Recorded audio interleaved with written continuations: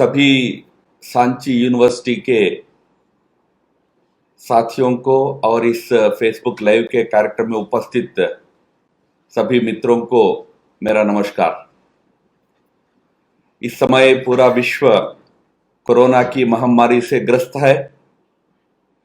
मैं आशा करता हूं और अपेक्षा करता हूं कि आप सब लोग स्वस्थ होंगे, सुरक्षित होंगे और आपके साथ साथ आपके परिवार और आपके सभी आसपास के लोग भी सुरक्षा और स्वास्थ्य को अनुभव कर रहे होंगे।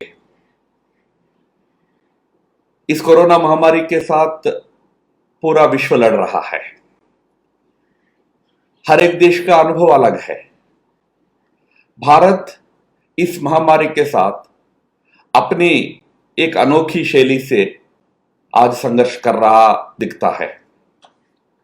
भारत के संघर्ष के मूल में हमारे कुछ सांस्कृतिक मूल्य भी उसके आधार में बने हुए हैं। जहां बाकी देश अलग अलग तनाव के शिकार हो रहे हैं, एक तरफ कोरोना से भी लड़ रहे हैं तो दूसरी तरफ राजनैतिक सामाजिक प्रकार के तनाव झेल रहे हैं, संघर्ष झेल रहे हैं, वही भारत एक रास्ते पर एकजुट होकर इस महामारी से लड़ने में एक क्षमता और एक सामर्थ्य का परिचय दे रहा है। एक प्रकार से इसके पीछे मैं मानता हूं कि जो हमारे सांस्कृतिक विरासत है उसी का अनुभव इस समय हमको काम आ रहा है। आज जब ये महामारी से हम संघर्ष कर रहे हैं तो इसमें दो चीजों का बहुत महत्वपूर्ण योगदान है। एक है हमारा नेतृत्व, दूसरा है हमारे 130 करोड़ की हमारे देशवासी, हमारी जनता। हमारे यहां राजा के विषय में हमारे यहां हमेशा कल्पना ये रही है, इनफैक्ट आप महाभारत के शांति पर्व में जाएंगे, जहां महाभारत युद्ध के बाद जब भीष्म पितामह अंपशय्या पर थे और युधिष्ठिर राजा बन गए तो राजधर्म सीखने के लिए जब वे भीष्म पितामह के पास जाते हैं तो जो भीष्म पितामह राजधर्म के कई ऐसे सूत्र युधिष्ठिर को बताते हैं, उनमें एक मुख्य सूत्र यह था कि प्रजा सुखे सुखम राज्ञः। राजा का जो सुख होता है वो प्रजाओं के सुख में ही निहित है। राजा अपने राज्य के सामान्य व्यक्ति के सुख की अनुभूति को स्वयं अनुभव करना चाहिए। तो the king is the heart of the people. राजा समाज का हृदय स्थल होता है। He is their great refuge, यानी प्रजा अपने जो समस्याएं हैं उनसे मुक्त होने के लिए राजा की तरफ देखते हैं। ही इज देयर ग्लोरी। समाज के लिए जो उत्कृष्टता है वो राजा के रूप में रहता है। He is their greatest happiness. राजा के अंदर जनता अपने सुख को देखती है, सुख के लिए उनकी तरफ देखती है। पाश्चात्य संस्कृति में एक कहावत है, a society gets a government it deserves, a ruler it deserves. यानी समाज की जो क्षमता होती है उसके अनुरूप उनको उनका राजा, उनका पालक मिलता है। यह पाश्चात्य कहावत है। पर हमारे यहां भीष्म पितामह ने, हमारे धर्मशास्त्रों ने यह कहा, राजा कालस्य कारणम। कालस्य कारणम का अर्थ होता है कि यहां राजा को समय को अनुकूल बनाने का दायित्व दिया है, उसका बोझ राजा के ऊपर है। काल को ठीक दिशा में चलाने की जो जिम्मेदारी है वो राजा के ऊपर होता है। तो यह जो हम राजा की कल्पना की है, वह भले ही आज राजा महाराजाओं का काल गया, आज का काल जो है वो लोकतंत्र का है, फिर भी हम उस प्रकार का एक नेतृत्व गुण, उसका परिचय हमारे नेतृत्व में देखते हैं। एक संवेदनशीलता, राजा संवेदनशील होना चाहिए। राजा सामान्य व्यक्ति के सुख दुखों को समझकर उसके प्रति संवेदना और उसकी अनुभूति करने वाला चाहिए। इस प्रकार का सत्ता का, इस प्रकार का एक मानसिक संवेदना हम आज देश में महसूस करते हैं। जब लोकतंत्र होता है तो लोकतंत्र तो पार्टियों का राज होता है। कभी बीजेपी का सत्ता होता है तो कहीं कांग्रेस का सत्ता होता है। पर हमारे शांति पर्व में भीष्म पितामह यह भी कहता है कि राजा का अपना कोई अलग विचारधारा नहीं होनी चाहिए। राजा भले ही सबका सुने, इनफैक्ट यहां तक कहा जाता है कि वे राजा अपना सिंहासन पर बैठते ही कई लोग सलाह देने पहुंचेंगे, गेरुआ वस्त्र पहनकर भी पहुंचेंगे। पर भीष्म पितामह का युधिष्ठिर को चेतावनी थी कि देखो, राज्य बस एक ही सूत्र पर करो कि प्रजा का सुख, वेलफेयर ऑफ द पीपल, और कोई विचारधारा राजा का नहीं होना चाहिए। तो हम आज इस प्रकार के विचार रखकर चलने वाला एक नेतृत्व शक्ति को भी हम सबने देखा है, जो राजनीतिक अन्य आधारों पर सोचता नहीं है। 130 करोड़ जनता का सुख ही एकमात्र अपना लक्ष्य मानकर चलने वाला। और ये प्रजा सुख भी होता क्या है, प्रजा सुखी यानी अर्थ क्या है? तो प्रजा का सुख यानी देश के, यानी केनिशियन इकोनॉमिक्स में बोला गया था, maximum benefit to the maximum number, यानी सबसे अधिक संख्या के लोगों को, उनको अच्छे लाभ मिले, यह अच्छी सत्ता पाश्चात्य जगत ने माना है। पर हमारी कल्पना वो नहीं है। हमारे यहां प्रजा सुख यानी अंतिम प्रजा का सुख, welfare of the last man.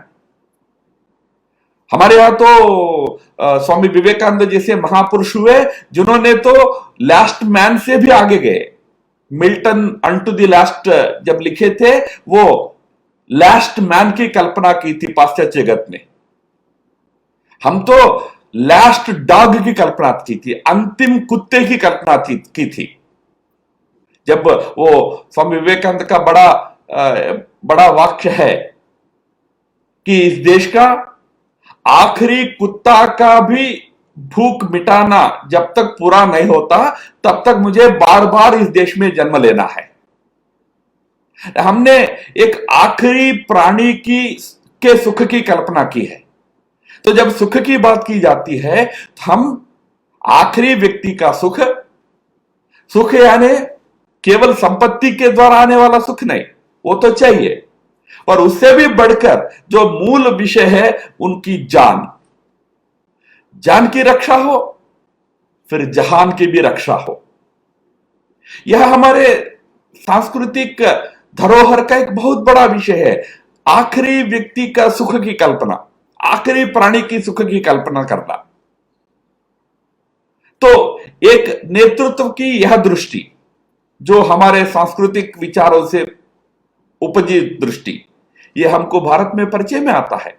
मैं ऐसे देशों का नाम लेना ठीक नहीं मानता हूं, पर आपको उनका अनुभव बता सकता हूं कि कुछ देशों के देशाध्यक्षों ने तो यहां तक घोषणा की है कि कोरोना के हाथों में लोगों को मरना ही मरना है, इसको कोई बचा नहीं सकता, इसलिए मेरा काम अर्थव्यवस्था को चलाना है, लोग मरेंगे, मरने दो। इस प्रकार भी सोचने वाले देश और देशाध्यक्ष रहे। पर हमारे यहां का सत्ता शक्ति भी उसी रास्ते पर चली जो हमारे यहां भीष्म पितामह जैसे महापुरुषों ने जो मार्गदर्शन दिया था। पर इसमें एक दूसरा हिस्सा वो भी बहुत महत्व का है। वो ये जो हमारे जनता का जो व्यवहार रहा है, एक प्रकार से इस कोरोना महामारी को हम भारत में आज नियंत्रित कर पाए हैं, तो उसका बहुत बड़ा कारण यह है कि हम केवल सत्ता पर निर्भर होकर इससे लड़ाई नहीं लड़े। इस देश की 130 करोड़ जनता अपने आप भी और सामूहिक रूप में भी इस संघर्ष में शामिल हुई। हमने एक अद्भुत अनुशासन का परिचय दिया। इस 130 करोड़ जनता का जो अनुशासन पिछले 2 महीने का, अब इसका कारण कुछ भी हो सकता है। इसका कारण शायद डर भी हो सकता है कि भाई इस महामारी के चलते मेरा जान को भी खतरा हो सकता है, या मैं मानता हूं इसके पीछे यह भी विचार हो सकता है कि मैं अकेले इस अनुशासन को तोड़ूं, नियम को तोड़ूं, तो केवल खतरा मेरे लिए नहीं है, मेरे समाज के लिए भी हो सकता है। मेरे व्यवहार से किसी को तकलीफ ना हो, यह सोचने वाला एक अनुभव इस समाज के बारे में, जिस समाज के बारे में आमतौर पर धारणा होती है कि हिंदुस्तानी तो किसी अनुशासन में तो रहता नहीं है। अमर्त्य सेन ने तो यहां तक लिख दिया, आर्गुमेंटेटिव इंडियन, हर चीज में झगड़ा करता है। पर ऐसा समाज एक अद्भुत अनुशासन का परिचय दिया। देखिए, अपवाद होते हैं, सब समाजों में होते हैं, मैं अपवादों की बात नहीं करता, पर एक जो अच्छे अनुशासन का परिचय दिया, यह भी हमारे एक विरासत है। जब समाज के सामने संकट होता हो तो हर एक व्यक्ति सोचता है कि मुझे भले ही कुछ कष्ट उठाना पड़े, पर समाज को कष्ट नहीं होना चाहिए। हमारे यहां कहा गया, त्यजेदेकम कुलस्यार्थे ग्रामस्यार्थे कुलम त्यजेत, ग्रामम जनपदार्थे आत्मार्थे पृथ्वीम त्यजेत। ग्राम के हित के लिए खुद का कुछ कष्ट उठाना पड़े तो उठाना चाहिए। तो ऐसे हमारे समाज के लोग भी, जब हमारे प्रवासी मजदूर जैसे समस्याएं उत्पन्न हुई, तो कितना समाज आगे आकर उनकी सेवा की है, गरीबों के लिए कितनी सेवा की। सरकार के लिए अपने आप में संभव ही नहीं हो पाता था ये। अगर ये सारा पाश्चात्य जगत जैसा सरकार पर छोड़ दिए होते, सरकार आज भयंकर विफल होती और इस देश के अंदर भूख मरों की संख्या को, बहुत बड़ी संख्या को हम देखे होते। ऐसा नहीं हुआ है। नहीं इसलिए हुआ क्योंकि इस देश का समाज अपने मूलभूत जो प्रेरणाएं हैं कि औरों की सेवा करना है, जो गरीब होता है, जो भूखा होता है, उनकी चिंता करना है। मैं अनेक उदाहरण स्वयं जानता हूं, आप जानते होंगे, और पिछले मन की बात में प्रधानमंत्री जी ने ऐसे ऐसे उदाहरण हमारे सामने प्रस्तुत किया। कहीं त्रिपुरा में एक पुशकार्ट पर एक थैले में सामान बेचने वाला व्यक्ति अपने जो आमदनी का एक बहुत बड़ा हिस्सा खर्च करके पिछले 2 महीने में रोज 100 गरीबों को खाना खिला रहा था। खुद गरीब था, पर अपने पैसों को उस प्रकार खर्च किया। एक दूसरे व्यक्ति का परिचय प्रधानमंत्री ने किया कि भाई गरीब आदमी बेटी की शादी के लिए 5 लाख रुपया मेहनत से इकट्ठा किया, वो 5 लाख रुपया गरीबों को खाना खिलाने में 2 महीने में खर्च कर दिया। यह भारत का सांस्कृतिक मन है। इस मन के चलते हम इस बड़े बीमारी की लड़ाई में भी हम बहुत अच्छी तरह सफल हो पाए हैं। मित्रों, आगे जाकर हम इसी भारत के जो मूल चरित्र है, इसी के आधार पर राष्ट्रीय पुनर्निर्माण के कार्य में भी लगना पड़ेगा। अब कई लोग बोल रहे हैं कि बहुत बड़ा आर्थिक संकट आएगा। हां, बात सच है, आर्थिक संकट आएगा तो केवल भारत के लिए नहीं आएगा, पूरे विश्व के लिए एक आर्थिक संकट की परिस्थिति आएगी। तो जब विश्व में और देशों में, पाश्चात्य जगत में आर्थिक संकट आएगा, तो उस संकट से बाहर आने के लिए पूरा विश्व वहां सरकार की तरफ देखेगा। पर हमारे देश में हमारे जो मूल सांस्कृतिक अवधारणा है। हमारा समाज सरकार केंद्रित चलने वाला समाज नहीं है। इसका अर्थ यह नहीं है कि सरकार की जिम्मेदारी नहीं है, सरकार की बड़ी जिम्मेदारी है और वो जिम्मेदारी को सरकार को निभाना चाहिए। जैसा मैंने पहले ही कहा, प्रजा सुखे सुखम राज्ञः, राजा का सुख प्रजा सुख में ही होता है। यह बात समझकर सरकार को काम करना चाहिए। पर एक समाज के नाते हमारा समाज सनातन काल से, अनादिकाल से स्वयं चालित समाज रहा है। हम अपने पैरों पर खड़ा होकर चलने वाले समाज है। हमारे यहां अलग अलग व्यवस्थाएं हैं, ये व्यवस्थाएं अपने आप इस समाज को चलाते हैं। उन सारे व्यवस्थाओं को सक्रिय करना होगा। जब आज प्रधानमंत्री आत्मनिर्भरता की बात करते हैं तो आत्मनिर्भरता का यह अर्थ नहीं है कि यह देश अब बाहर से कुछ भी ना ले, उसके लिए आवश्यक सारी चीजें सरकार आपको बना के दे देगी, ऐसा नहीं है। आत्मनिर्भरता का यह अर्थ है कि लोकल लेवल पे, स्थानीय स्तर पर हमें हमारे ताकत पर, हमारे पैरों पर खड़ा होना है और हमारे आवश्यकता के अनुरूप हमारे सामाजिक संरचना को खड़ा करना है। गो लोकल से शुरू करके गो ग्लोबल तक हमको जाना है। यह आत्मनिर्भरता है। आत्मनिर्भरता कोई वर्तमान सरकार ने नई खोजी हुई सूत्र नहीं है। अनादिकाल का इस देश के सांस्कृतिक जीवन का मूल वही रहा है, आत्मनिर्भरता रही है। परनिर्भरता इस देश का स्वभाव नहीं रहा है और इसीलिए आज इस राष्ट्र को उस दिशा में आगे बढ़ाना पड़ेगा। सरकार अपनी काम करेगी, पर आज समाज के लोग अपने पैरों पर। उसमें एक पहला कदम होता है स्वदेशी। स्वदेश की कल्पना केवल आर्थिक कल्पना नहीं मित्रों। जब लंका पर विजय हुआ तब से लेकर इस कल्पना जननी जन्मभूमिश्च स्वर्गादपि गरीयसी की कल्पना हमारे यहां रहा है। स्वदेशी वो भावना है जिसमें हमको हमारे अपने सामर्थ्य पर, हमारे अपने उत्पादन पर जब गर्व महसूस होता हो, वो स्वदेशी होता है। उस स्वदेशी की तरफ हमको जाना है। स्वदेशी केवल ये नहीं है कि बाहर के चीजों का विरोध करना या बाहर के चीजों का द्वेष करना। जहां आवश्यक है वह विरोध भी करना चाहिए, पर केवल वो सीमित नहीं है। हमारे अपने सामर्थ्य को संपन्न बनाना, हमारे अपने सामर्थ्य को बढ़ाकर दुनिया में एक ताकतवर स्थान पर हमारे अपने परंपराएं, अपने सामर्थ्य, अपने प्रोडक्ट्स खड़ा हो, इसके लिए सोचना, ये स्वदेशी है, ये आत्मनिर्भरता है। इसके तरफ अब देश को आगे बढ़ना होगा, अपने पैरों पर हमको खड़ा होना होगा।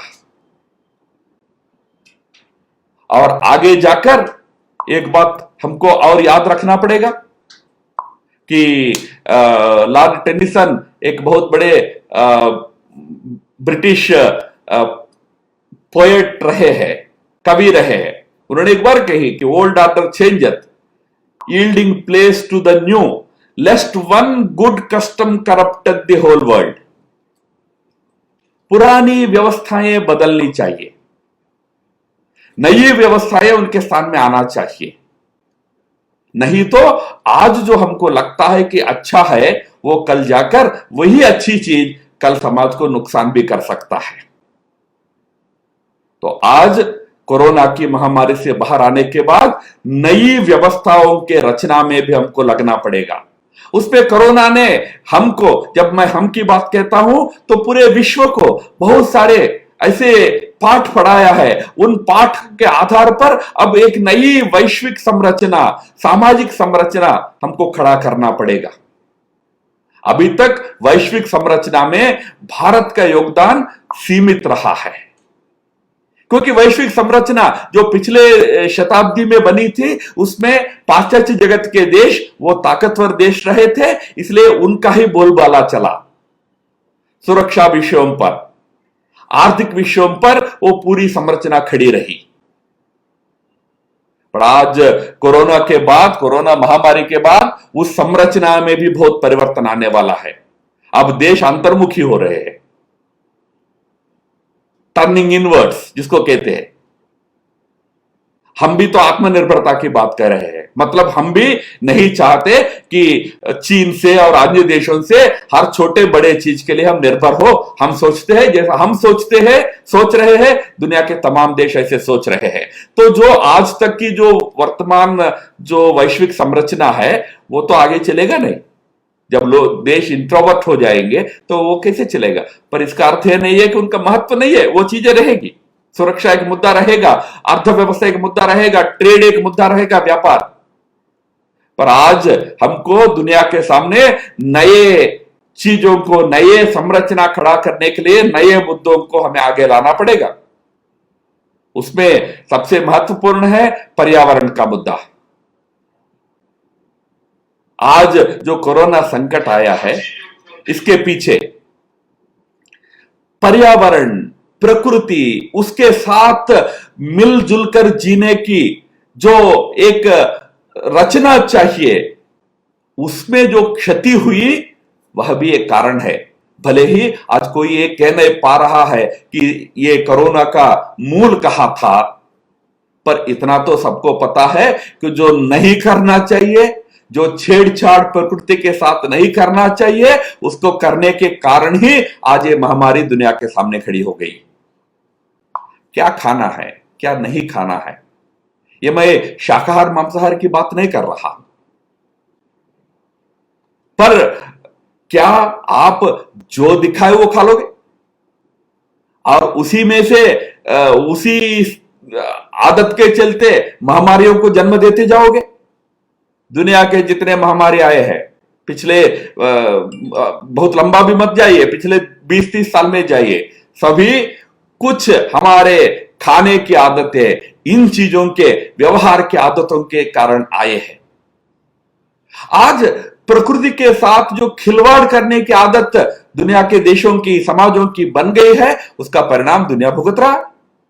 तो आज दुनिया को कहना पड़ेगा कि भाई बदलो, पर्यावरण के प्रति दृष्टिकोण बदलो।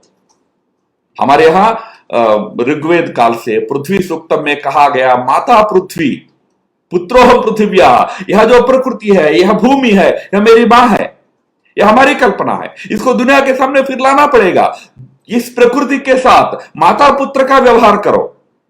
एक पुत्र माता से स्तन से दूध लेता है, स्तन से खून लेकर प्राण नहीं पी लेता है। आज हम प्रकृति का प्राण पीने का कोशिश कर रहे हैं। तो दुनिया को पर्यावरण के नए सीख देना पड़ेगा। क्लाइमेट चेंज जैसे विषयों को बड़े मुद्दे, बड़े विषय बनाना पड़ेगा। उसी प्रकार आज स्वास्थ्य की चिंता, बहुत बड़ी चिंता दुनिया के सामने खड़ी हो गई। जब कोरोना जैसे महामारी आई तो बड़े बड़े देश, अमेरिका जैसे देश इसके प्रकोप से ऐसे हिल गए कि उनके बड़े बड़े स्वास्थ्य की व्यवस्थाएं भी जस्ट कोलैप्स हो गए। तो दुनिया के सामने एक नई स्वास्थ्य व्यवस्था की संरचना, हेल्थ केयर की संरचना हमको पेश करना पड़ेगा। जब हेल्थ केयर की मैं बात करता हूं, केवल जो बीमारियां आती है उनसे कैसे लड़ना है, कितने नए हॉस्पिटल्स खड़ा करना है, कितने नए डॉक्टर्स चाहिए, कितनी नई दवाएं चाहिए, यहीं तक मैं सीमित बात नहीं कर रहा हूं। यह जरूरी है, यह सब करना है। अब वर्तमान की स्वास्थ्य संरचना बड़े बड़े इस प्रकार के जो महामारियों से जूझने के लिए, लड़ने के लिए पर्याप्त नहीं है। भारत में भी हम संघर्ष कर रहे हैं, बेड्स बढ़ा रहे हैं, ढूंढ रहे हैं, रेलवे डब्बे को हॉस्पिटल बना रहे हैं। ये सब तो करना है, इसकी भी तैयारी करनी है। पर दूसरी तरफ स्वस्थ जीवन की कल्पना दुनिया को देना पड़ेगा। केवल हेल्थ केयर यानी डिसीज मैनेजमेंट नहीं है। हेल्थ केयर का मूल है हेल्दी लाइफ, स्वस्थ जीवन। भारत की परंपरागत कल्पना है। हमारे यहां हम आयुर्वेद को विकसित किया। आयुर्वेद कोई बीमारियों का शास्त्र नहीं है जैसा आज एलोपैथिक साइंस है। आयुर्वेद स्वस्थ जीवन का शास्त्र है। ये वेद है आयुष का, लंबे जीवन का, स्वास्थ्य का। लोगों को स्वस्थ जीवन सिखाना पड़ेगा। उसके लिए आयुर्वेद को, योग शास्त्र को, योग एक ऐसी व्यवस्था, ऐसा ज्ञान है जो भारत ने विश्व को दिया है कि जो व्यक्ति को इनवर्ड जर्नी के लिए प्रेरित करता है। आप बाहर की दुनिया को देखा है, उसमें आनंद खोज रहे हो, उस आनंद के लिए बड़ा खा रहे हो, बड़ा पी रहे हो, बड़ा भागदौड़ कर रहे हो, पर आपके अंदर भी एक विश्व है। उसकी तरफ अगर जाओगे, असली जो आनंद है, जिसको परमानंद हम कहते हैं, या बहुत आध्यात्मिक भाषा में जाओगे उसी को कहते हैं मोक्ष। मोक्ष और कोई चीज नहीं है, आपके अंदर की जो आनंद की अनुभूति है वही मोक्ष है। पर वहां आदमी जाना है, वो जाने की कला सिखाने वाला हमारा योग है। एक तरफ स्वस्थ जीवन की रचना देने वाला आयुर्वेद है, तो सही आनंद, सही सुख की अनुभूति देने वाला योग है। इन चीजों को अभी दुनिया को हमें देना पड़ेगा। अब हमने हमारे सरकार, प्रधानमंत्री जी के प्रयास के चलते एक योग को वैश्विक कार्यक्रम बना दिया। आज से 2-3 दिन बाद 21 जून को दुनिया के 200 देशों में इंटरनेशनल योगा डे मनाया जाएगा। और यह हमारी बड़ी उपलब्धि है, हमारे संस्कृति की बड़ी विजय है कि दुनिया ने इस महान भारतीय ज्ञान संपदा को अपनाया है, स्वीकारा है।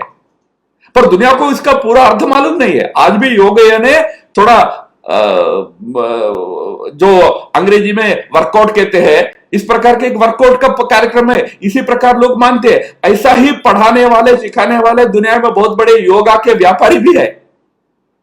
मुझे उन पर आपत्ति नहीं है, वो व्यापार अपना चलाए योगा के नाम पर, योगा के नाम पर जिम्नास्टिक्स करे। पर योग वर्कआउट नहीं है, योग वर्क इन है। यानी व्यक्ति को अंदर जाने की कला, रास्ता दिखाने वाला योग है। आज इस ज्ञान को, योग, आयुर्वेद, इस भारतीय जीवन जीने के ज्ञान को दुनिया के स्टेज पर लाना पड़ेगा। तभी जाकर बीमारियों से, महामारियों से लड़ना नहीं, उनको पैदा नहीं होने देने का एक जीवन रचना हमको विश्व में खड़ा करना संभव होगा। उसी प्रकार टेक्नोलॉजी के बारे में सोचना पड़ेगा। आज दुनिया में नए, आज हम भी तो बात कर रहे हैं तो टेक्नोलॉजी के माध्यम से कर रहे हैं। कल तक तो हम बैठक, समावेश, सभा करके एक दूसरे से बात करते थे, आज एक कंप्यूटर के जरिए बात कर रहे हैं। टेक्नोलॉजी का रोल बढ़ रहा है, तो उसमें एक नई दृष्टिकोण हमको टेक्नोलॉजी में भी दुनिया को देना पड़ेगा। ऐसी तकनीकी संरचना हो जो व्यक्ति के जीवन को सुखमय बनाए, व्यक्ति के डिजायर्स को बढ़ाने वाला ना हो,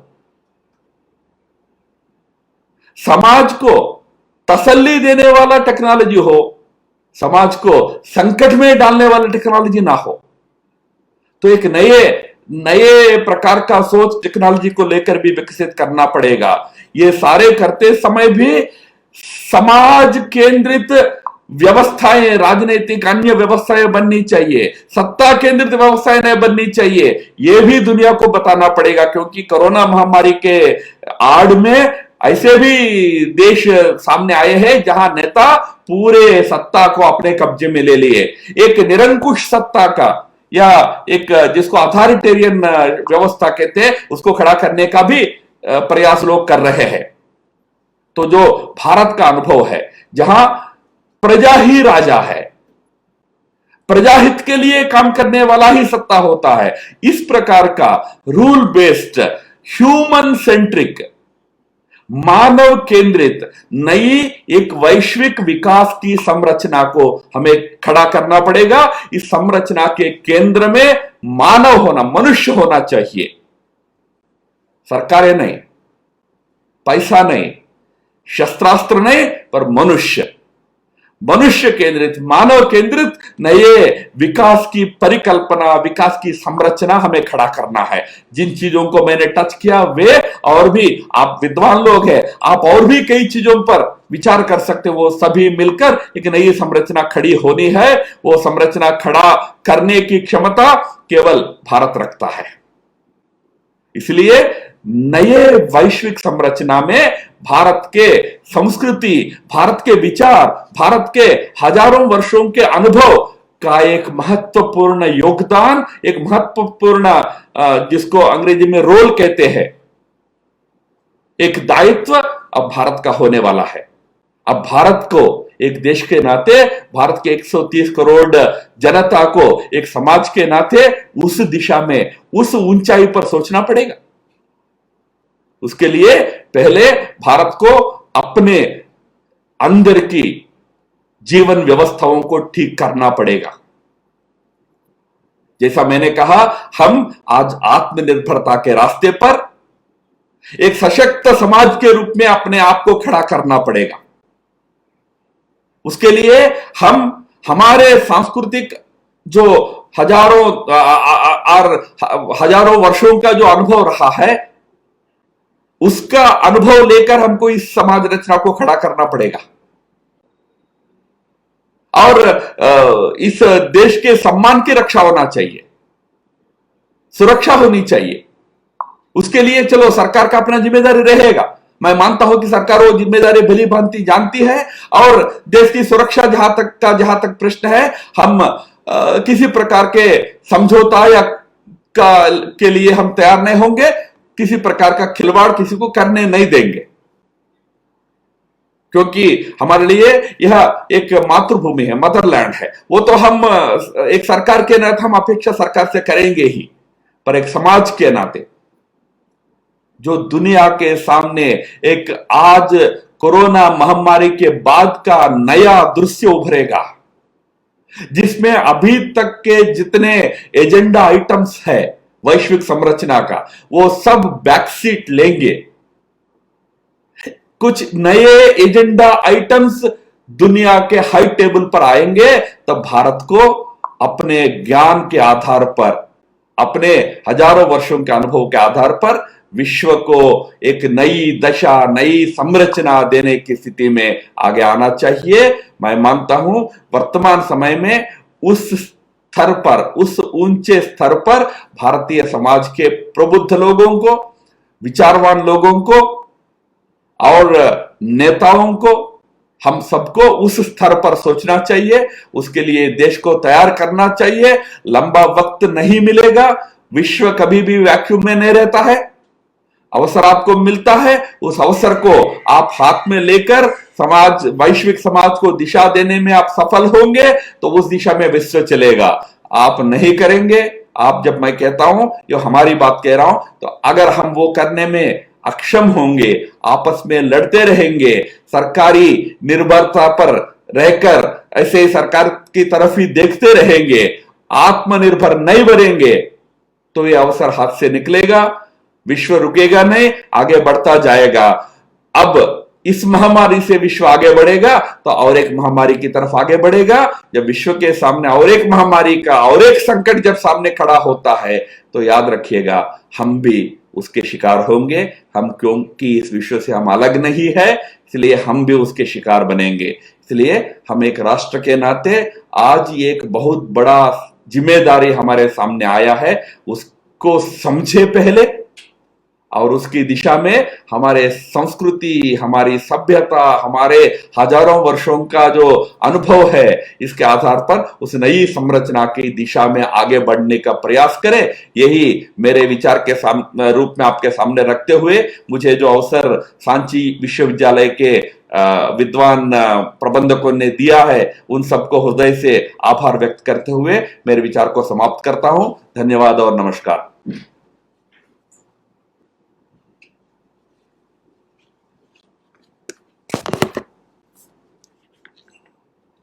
एंड का